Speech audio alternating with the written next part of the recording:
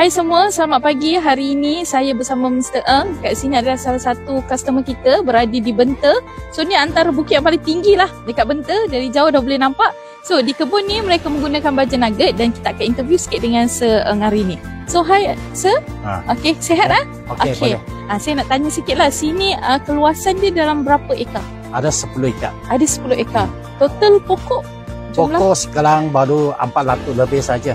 400 lebih, baru siap tanam?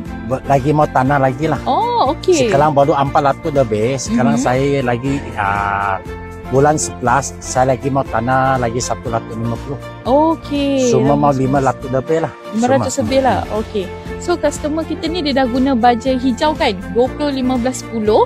So lepas guna nugget, apa yang cik nampak daripada hasil dia? Bunga cantik sikit lah. Daun dia cantik lah. Pucuk dia sentiasa keluar lah. Ya. Tapi sekarang musim panas pun masih lagi keluar pucuk? Ada. Ya. Kalau hujan okey tak? Hujan lagi cantik. Hujan lagi cantik lah. Oh, okey. Hujan lagi cantik. Hujan lagi cantik.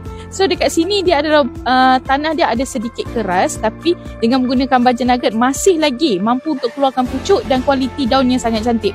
Cuma perlukan maintenance racun serangga dengan kulat lah kan. Sebab dia ada sedikit serangan daripada serangga.